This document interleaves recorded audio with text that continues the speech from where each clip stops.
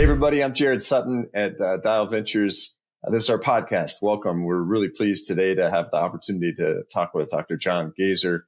I'm going to let John provide an introduction to himself, but John is really a leader in the dairy industry, but in agriculture and the food industry at large.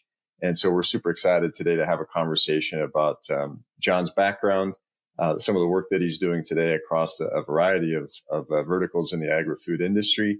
And we'll dig into some conversations specifically about climate smart agri-food systems. But before we do that, John, I'd love to turn the floor over to you and welcome you and ask you to introduce yourself. Tell us a little bit about your background and what you're up to these days. Yeah, thank you for the opportunity to join you and to hopefully engage with new folks I haven't yet had the humbling opportunity to meet in the ag industry. We're talking about the small world that we operate in, yet it's quite large, meeting new people every day. So I'm a product of agriculture. I didn't necessarily grow up on a farm, on a dairy farm, although I've been immersed in agriculture dating back to the time I could walk and run around on my late grandparents' dairy farm. I'm walking in my late dad's footsteps. My dad was a dairy business owner alongside his two brothers, and then prior to that was a dairy business consultant, a nutritionist. He passed several years ago unexpectedly, but had big shoes to fill, looking to improve profitability of ag businesses in any ways that I can, connect good people, and more recently getting into sustainability work as I expect we'll talk about. But I carry a few different professional roles. Before I mention that, I just want to comment I'm a dad to a 9 and 11-year-old. That comes first and foremost with my wife and family. But I work with Rock River Laboratory in agricultural testing, and I oversee the animal nutrition work there. With a team that now has, and I have the opportunity to support 50 plus locations throughout the world that are participating in agricultural analysis, primarily feedstuff analysis, but we're getting into some soil and agronomic analyses across those areas as well. And then also getting into some measurement related to sustainability metrics. Outside of that, I'm an adjunct assistant professor, volunteer a little bit of time in service with the University of Wisconsin in the Animal and Dairy Science Department.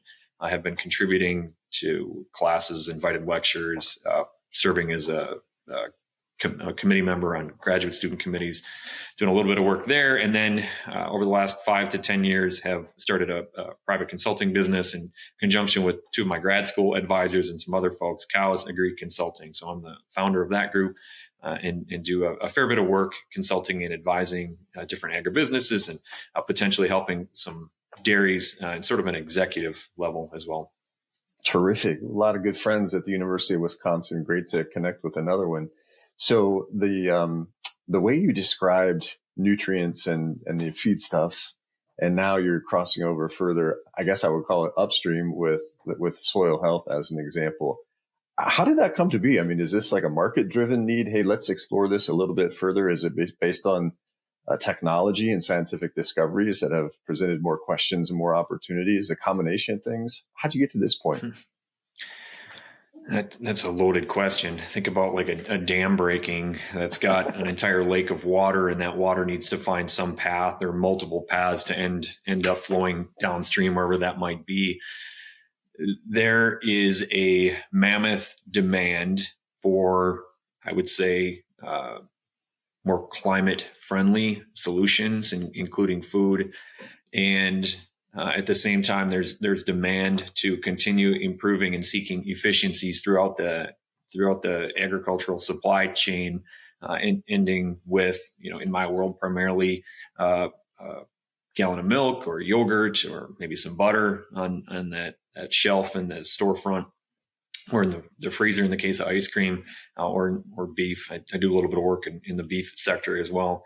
And I've been blessed to associate with different thought leaders in different areas that are contributing to both climate smart solutions and technologies.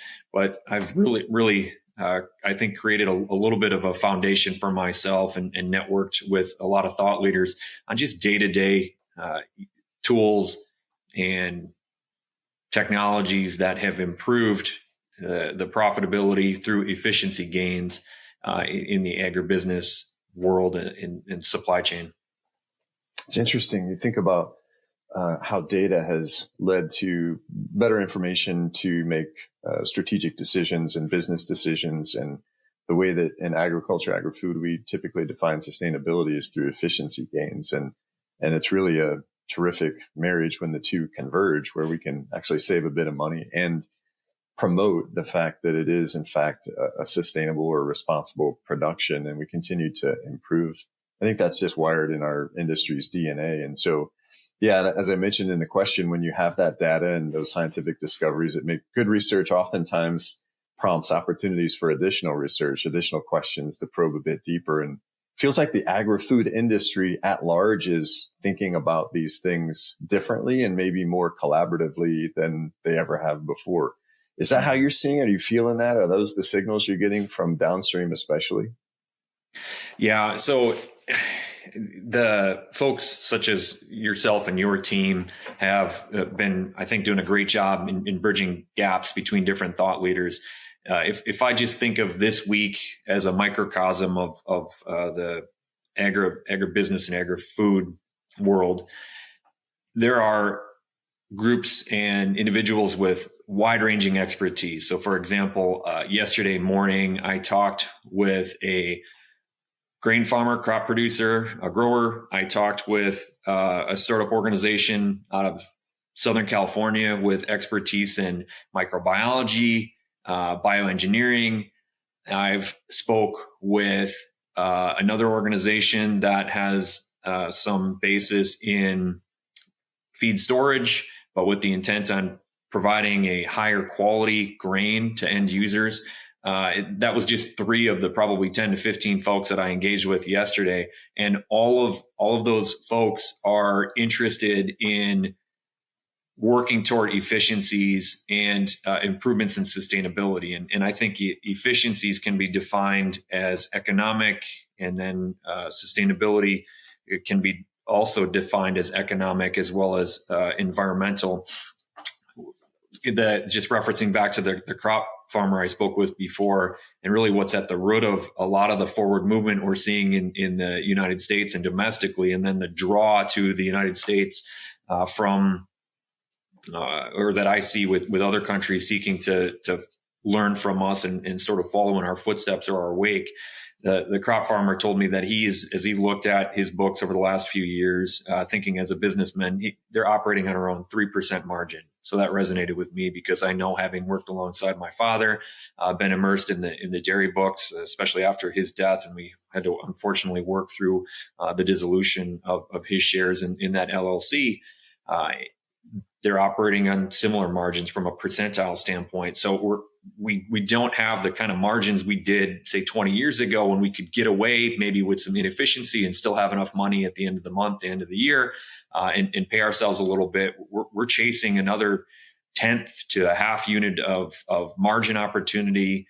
And at the same time, the way that we get those is through gains in nutrient and use efficiency, whether it's at the soil, when we think about crops being maybe 30 to 40% efficient with every unit of N that is applied earlier in the year, and hopefully that ends up in that crop and subsequently grain. Or if we think about nutrient efficiency through dairy or beef cattle, we have the same sort of efficiencies, 30 to 40%.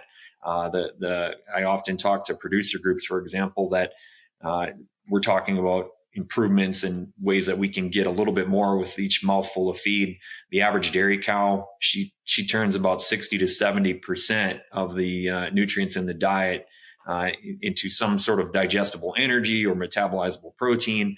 And a gain of 1 percentage unit is going to prove very valuable in terms of dollars left at the end of the day.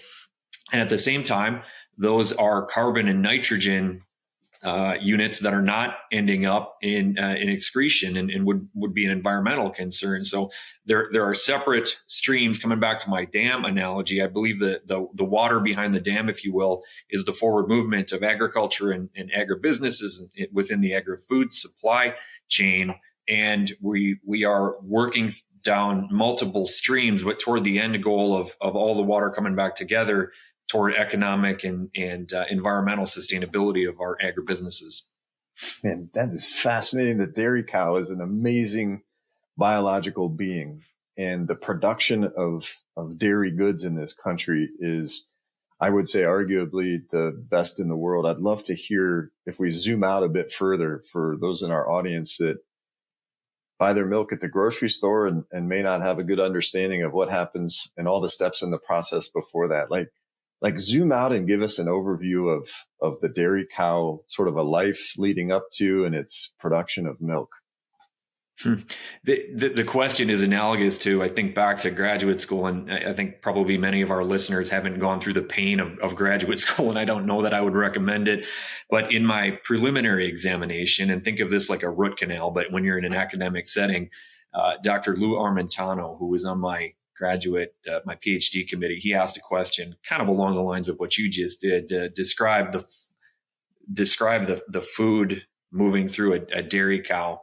So if I talk about a dairy cow, today's dairy cows are incredible creatures. I think at times there are some questions as to what we are doing within our family held businesses in terms of animal health, well-being, et cetera. But in my 30 plus years of working alongside and on dairy farms, the cows are essentially living on beaches. They're comfortable as all get out. They are fed a well-balanced and nutritious meal day in, day out. In fact, I'm a fairly fit guy. Jarrod, you appear to be the same. We haven't met in person, but you seem like you're carrying yourself pretty well. But I don't have a clue necessarily what my caloric intake is. I know that my basal metabolic rate, and this is get a little bit into the nutrition geek discussion, but if I think like a dietitian, my basal metabolic rate's around 2,000 calories. But in terms of what my expenditure beyond that is, I don't know. I have no idea what my protein intake is, my carbohydrate intake. It's a completely different case with a dairy cow or beef cattle. Our producers, our family businesses, in most cases, they know down to, I would say, like a 1 or 2 percentage unit, what the nutrient intake is for those dairy cows, and they're fed this nutritious meal day in, day out, provided sometimes 2 and 3 meals a day, just to keep the cows and cattle as happy as can be. So then that food is also very different from our food, in that maybe the nutrient profile is similar in terms of protein and carbohydrates, but the carbohydrates are different. And the carbohydrates are different because cows are able to turn fibrous food into protein, into lactose in the case of milk or our yogurt. And it's a wonderful bioconversion of nutrients and energy that if you or I would consume, it wouldn't go very well. I've tasted some of the cow food at times, and it doesn't taste good, and 2, I'm not able to do anything with it as a human. However, cows are able to turn this otherwise unusable, and in a lot of cases, some of this stuff would end up in landfills. They're able to convert that into usable milk and animal protein and a nutritious product. The supply chain is very diverse. I won't necessarily. There's a lot of things I don't know about in life, and my wife can certainly echo that, my shortcomings and gaps in terms of knowledge and the supply chain in terms of what happens with milk or when beef cattle are heading into the supply chain for processing. I don't know a whole lot about what takes place there. However, there is an end product that ends up on our shelves in milk and butter, in meat and yogurt, that is extremely nutritious, high quality, and also our consumers, they end up with a very consistent product, which is partly due to the very consistent diets and environment that our cows and cattle are housed and managed in, day out. And it's just a wonderful, wonderful system to be a part of. We have, because of what we were talking about before, chasing these efficiencies. We've seen a little bit larger farms today, or we work in a little bit larger farms today with maybe more animals on a farm than we did many years ago. However, that has led to gains in efficiencies in many different ways, including with improvements in sustainability. We are more conscious of our environmental footprint. We're doing an excellent job there are always going to be some nutrients and perhaps some emissions that we can't avoid. However, we're doing a wonderful job in better managing those than we ever have before to minimize our environmental footprint. for each unit of, or each gallon of milk produced, or each pound of butter produced, or gallon of ice cream. Pretty awesome, man. I love the way you talked about the razor thin margins at 3% and the need for continued efficiency. And as a producer, that's what we do, right? We focus on that bottom line and where can we realize those gains. And yet with technology, agriculturalists have always been stewards of land, stewards of the livestock, of the animals, as you just described. And you're compensated or rewarded based on the animal's outputs. And because animals can't talk, you measure its productivity by its outputs. Absolutely. How are they producing milk in particular? And all of the things you just described with technology helping us being able to improve the care of those animals and thus improve the outputs of those animals at the same time, while simultaneously reducing the environmental impact, is just an amazing credit and something to celebrate for our industry that unfortunately a lot of folks just don't know about. So it's fun to be able to hear you articulate it with such specificity, to celebrate that. And then think about in the grocery store, there's a dairy section. I mean, there's a big set of goods inside of your normal grocery store today. And dairy has its full entire section, all coming, at least the root source, from these cows. Where do you see innovation heading? And we'll stick with the dairy industry as you continue to gather more data, as you're working with the farmers and you have visibility to other players in the value chain. Tremendous advancements in the last 3 years, in the last 5 to 10 years. Where do you see us heading in the next couple of years? Some of the opportunities that you have some exposure to that you're excited about? Or even in the last 3 months. I mean, just the advancements that I've been exposed to, or the opportunities perhaps on the horizon in the last 3 months. The dairy industry ebbs and flows in terms of profitability. On average, we might average around 3 to 5% margin, but there are periods of time where we do quite well. And there are periods of time where our dairy producers are not compensated anywhere close to the cost of what it requires to produce a gallon of milk. So we're in a period of time where the forecasts, the margin projections out in the next 12 to 18 months look pretty good. So I'm sensing an uptick, and I think that's probably justifying some of the advances or discussion of advancements that I referenced over the last few weeks and few months. I work in animal nutrition. I work a little bit in management. I've got a background in agronomy and plant breeding, so I tend to cross bridges between agronomists, plant breeders, and then animal science and farms and managers. But then I've grown a bit of a network. I serve on a few advisory boards in the tech space, and I've got a joint venture that I'm a part of. And as we think about different technologies, and I need to come back to that 3% margin, but also the gains to be made in using nutrients more efficiently. The average dairy cow, as I mentioned before, she is able to convert about 65% of the nutrients in her diet into digestible nutrients, and she's able to absorb those. And so if we can capture a 1 or 2 unit gain in digestion or nutrient use, that has big ramifications, again, in economic and environmental sustainability. So the paths toward those gains are rooted in feed ingredients and technologies, but also in novel innovations, such as providing a more consistent plane of nutrition day in, day out. And there are different technologies out there, such as diet optimization tools. I referenced earlier that I don't know what my nutrient intake is, but we know on average what a cow's nutrient intake is.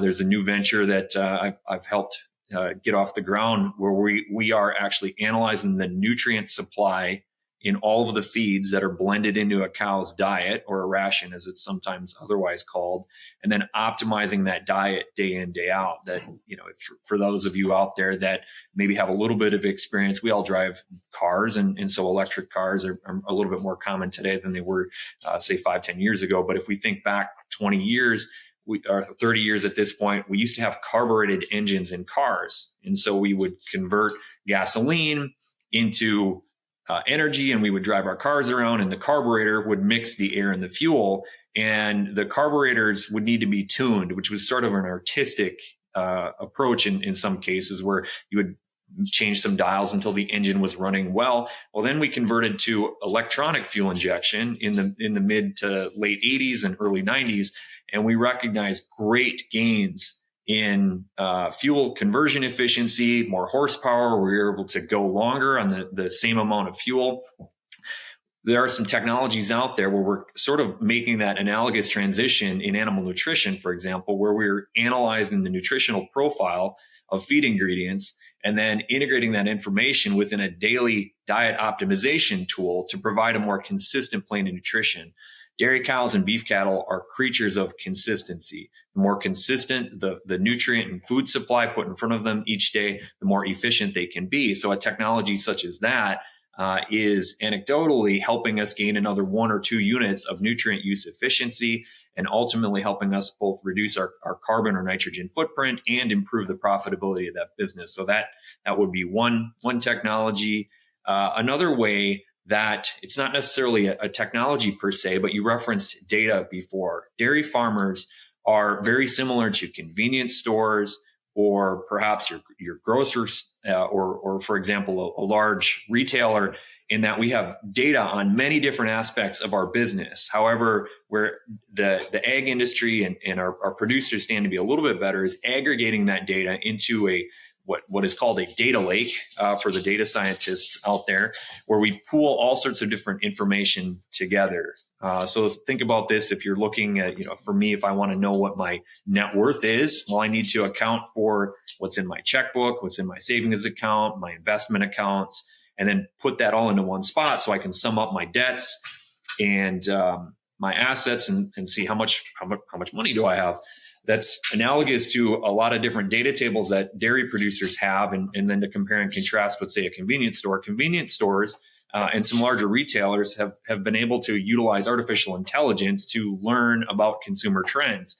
And so I think about a story that I've heard, for example, a large retailer that I think you would all recognize the name, but they will offer meat at a discounted price because what they've found is that if a consumer comes in to the store, purchases meat, they are likely to buy a lot of other higher margin goods after they get that consumer in the store. How did they learn that? Well, they were able to look at their sales records, and they needed to pull data from, say, meat sales and look at that alongside, I don't know, I'll make this up, toiletries and maybe sporting goods or who knows, whatever else, and then look at what drove higher margins. The way they were able to do that was by pooling all of this data and getting it in one spot, and then unleashing software engineers and data scientists and applying machine learning models to determine what solution made sense. Right now, our dairy producers and beef producers, they've got great data. We've got new sensors coming online, new technologies that are measuring different things. For example, how active a cow is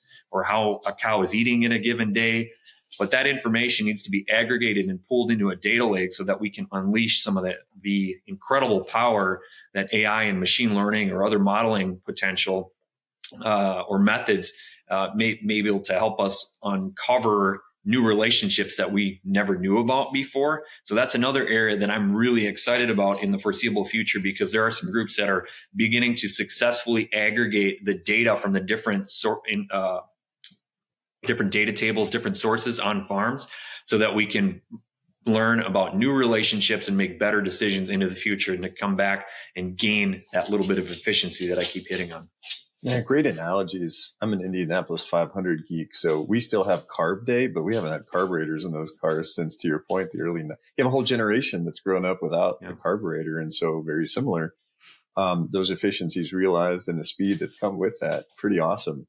Similarly with the dairy cow, and I like how you were talking about category management. So when you've got this 20 or 40 or 80 or 100,000 SKUs in a retail supermarket or retail supercenter, you have to be able to look at that holistically in order to discover where you can make those trade-offs to get people in the store as you increase traffic with these prices for those destination items. And then while you got them there, you have the opportunity to sell some other products that maybe have a higher margin. And so really smart strategic planning that's all based on data collection and information.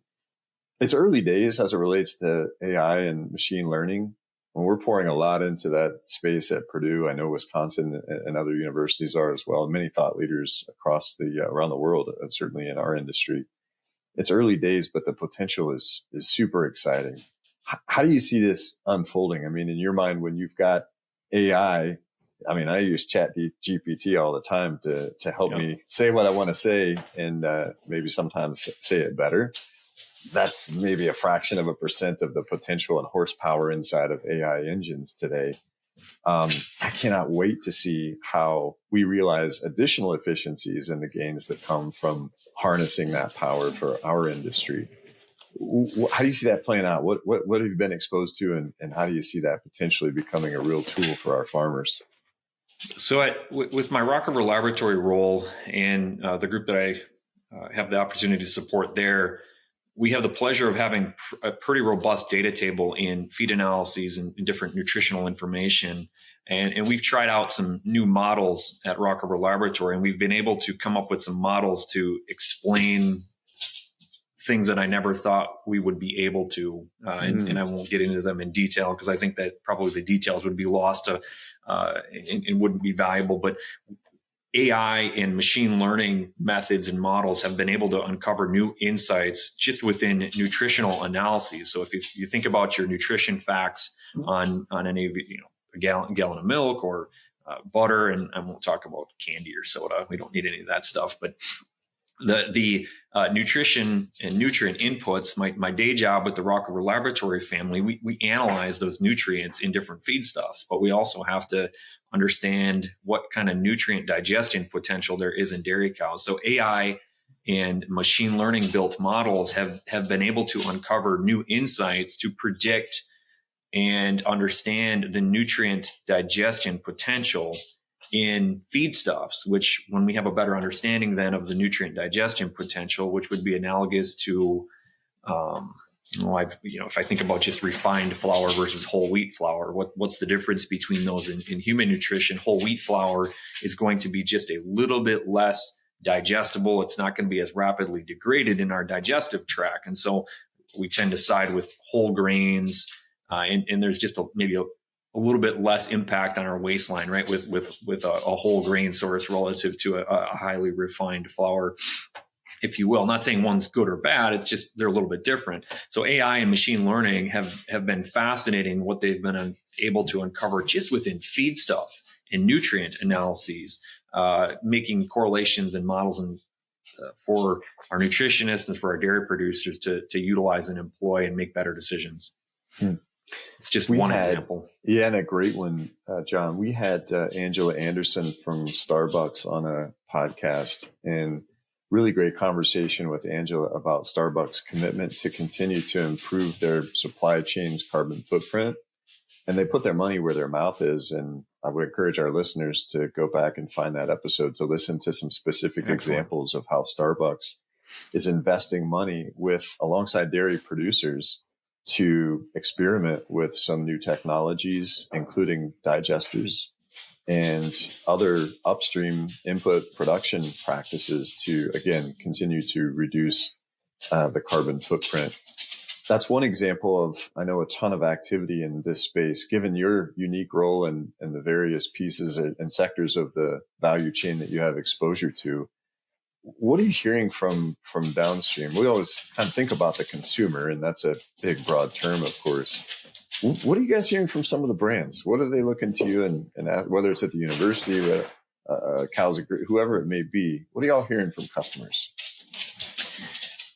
What I'm conclusively hearing, and I'm passing along to dairy producers that might have some questions. In fact, they all have questions, a lot of questions about what is the momentum, what is the longevity, perhaps, of the sustainability push. And my comment to our dairy industry and our producers is that this initiative and desire for more sustainably sourced meat, milk, animal protein products is not going away. I believe it is being driven by the consumer. And I'm not here to tell a consumer what they want. I'm here to listen and respond. And I think we as an industry need to respond and be receptive to what producers are looking for. There are a wealth of different technologies out there that we can employ and utilize to provide the consumer what they're looking for. And I believe consumers, whether it be at a pizza shop, mom and pop pizza shop, or a larger pizza chain, or a Starbucks, or at the grocery store or the convenience store, they're telling us what they want by way of their trends. And then our consumer packaged goods organizations or milk processors upstream from them are responding to those consumer demands. In some cases, there are involuntary pressures at play where there are scope 1, 2, 3 emission reporting requirements, or perhaps some other regulatory requirements, not in the United States, but internationally. That's another source of demand, if you want to think about it like that, a drive for some of our decision makers or the clients of our milk and meat produce. However, it's a fascinating time. And one of my selfish goals is to bring forth and help advance technologies that will meet the needs and demands of the consumer, and at the same time add another penny or two to the bottom line for the producers of these commodities. And there are innovative technologies and nutritional solutions on the horizon that are going to do just that, and everybody wins. Everybody wins. That sounds like a pretty great world. You and I think that's why we hit it off so well from the beginning. We're kindred spirits, share that same passion, and it's very doable. I love the innovation that we're seeing, and I love the digital transparency shrinking of our value chain, where you have downstream partners that have the ability to talk with farmers, and you have farmers who are, I would say, the original innovators. Never, how do I say this? Satisfied with status quo, always looking for ways to do things. But I mean, I grew up on a farm and in the industry just as you did. And so that's just ingrained in our DNA from the very beginning. So again, I agree, a super exciting time. When you think about farmer adoption, I've been to a lot of conferences, and I would say the theme for me, a consistent takeaway from 2024, has been a desire to increase farmer adoption for technology. So call it ag tech, whatever you want to call it. There's a gap there still. Obviously, there's a tremendous amount of technology that is being adopted, and good things are happening as a result of that. But I've seen a lot of really good ideas and concepts fall in the roadside ditch because they just didn't understand. They don't understand how to talk farm, and they don't understand the business of farming. And that's okay. It's a super sophisticated industry, and less than 2% of our population's involved in it. And so listeners, if you have a chance, thank a farmer. But as you think about farmer adoption, John, what's your advice to a startup I got a solution. I know exactly what the problem is. How should I approach farmers or producers to start to socialize this idea? Speaking the producer or the farmer language, that's a big one. There's a tribal language, if you will, in agriculture that we need to not be fluent in necessarily, however, have a connection to or being able to convey so that maybe some new innovations or technologies are a little less scary for the mainstream. But at the same time, there's the same sort of, in my experience, product adoption life cycle hurdles where we have innovators and early adopters out there, agricultural producers that are willing to try anything, even an innovator, for example, that willing to try anything, even at the expense of their business at times, because they want to be the first or they want to then find that new technology. There are those producers out there. Then there are the early adopters that are right on the heels of them. Then there's this sizable gap to the mainstream.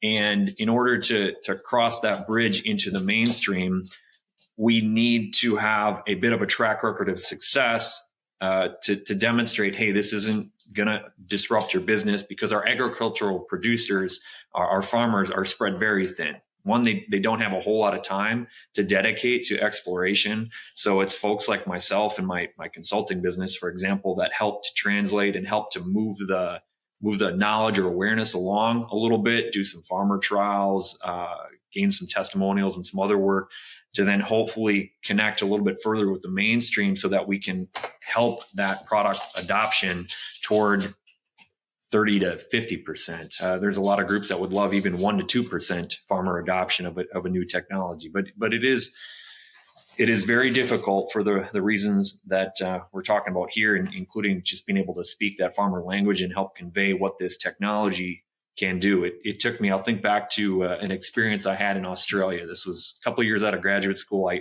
flew down to Australia as a consultant, and here I was, 26 28 years old, something like that. And it speaks to the question, because I saw where these producers were at in Australia, and I was working with one that was milking 1,000 cows.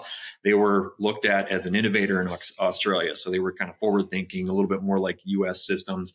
And I looked at what they were doing, and I made some recommendations, and I did a couple trips down, but ultimately I failed because my expectations were so far apart from where their expectations were. And I just had an opportunity to be a lot better in my communication and leading them along the process and figuring out where they were at, and then moving them forward, say 10 feet instead of a mile, in adopting the practices that I was looking for them to adopt. And that was pivotal for me in my career, because we need to understand where producers are at, whether they are innovators or part of the mainstream, and then help them take that next step forward. We can't necessarily go in with a concept that we think in 5 years may be the norm and can get us another unit or two of efficiency, but we need to find the innovators and earlier adopters, win them over, so that we can then move toward and demonstrate efficacy, safety of different technologies or nutritional strategies that then the mainstream will be more willing to adopt.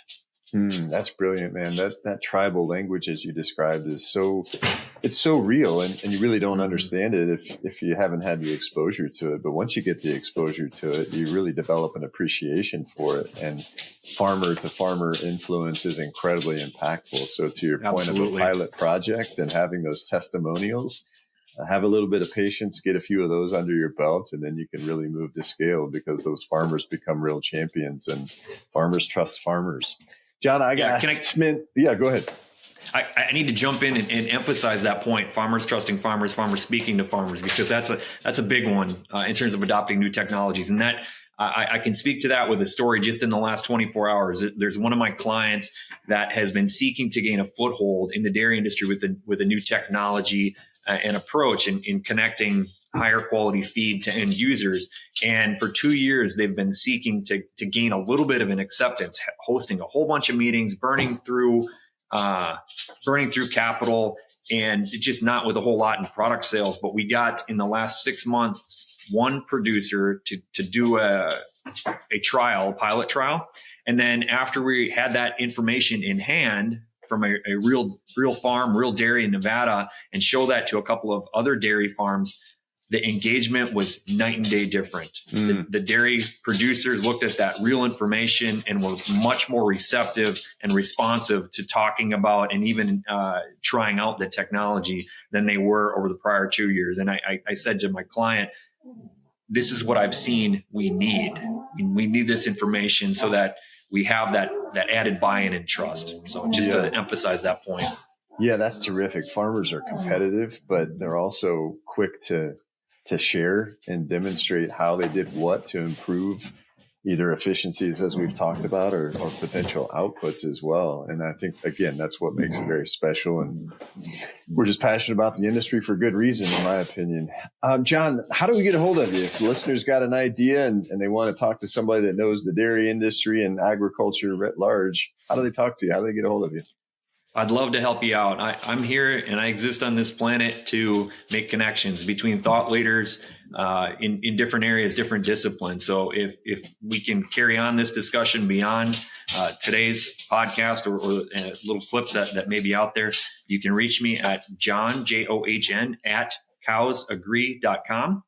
So that's that tribal language that cows agree. You might not understand that, but reach out to me and I can help you understand what that cows agree means. But John at cowsagree.com, or it might be a little bit easier to find me on LinkedIn. Go ahead and look me up, JOHN GOESER. It's spelled like Gozer, John Gazer on LinkedIn. I've got a small X following at John Gazer. So I would appreciate some engagement there, but I don't think anybody cares what I have to say on X. Seems to be LinkedIn has been a little bit more popular as far as dialogue.